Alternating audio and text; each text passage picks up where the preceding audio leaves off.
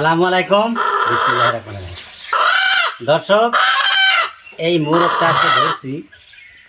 এই মোরগটা ধরার কারণ আছে, কিছুগুলা নতুন মুরগি, দেশি মুরগি, ছোট ছোট, এর চেয়ে কিছু একটু ধরনের বড় সাইজ মোরগ আছে নতুন পাহাড়ি মুরগি আনা হয়েছে।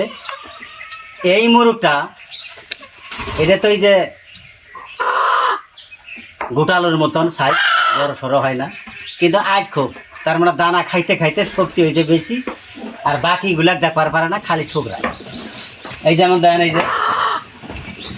যে দানা আর আতপ চালের গুঁড়া দিয়া মিক্স করে দিয়েছি খাবার জন্য, এগুলো সবগুলোই খায়। এটা আবার খাবার দেয় না, এইটার মধ্যে থালির মধ্যে চইরা পাড়ায়।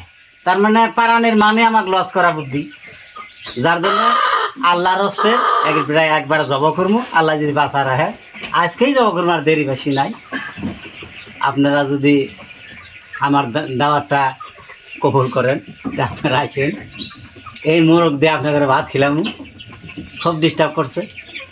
আর এই যে দানা খাবার দিছি, এটা মানে বা এই খামার হুদে এটি রাজা। এই দেখেন দানাগুলা, এই দানাগুলো খাবার দেয় না। এই দানাগুলো দেখে আপনাদের, এই যে দানা, এই দেখেন কত সুন্দর ঘর দানা চাউল আর দানা মিক্স করে মুরগি খাইতে দেই।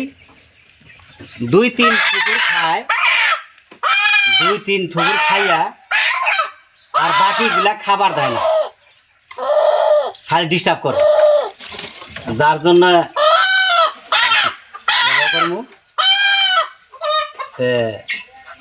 যাই হোক, তারপরে যদি অন্য কোনো মুরগের বাচ্চা যদি ডিস্টার্ব করে, বা ডেকি মুরগিও যদি ডিস্টার্ব করে, একে আদার খাবার দেয় না, ওকে আদার খাবার দেয় না, যদি এইভাব করে, দরকার হয় খামার সবগুলো জবা করবেন, কিন্তু হাই কাজিয়া পারাপারি মারামারি দেখা আমি নাই।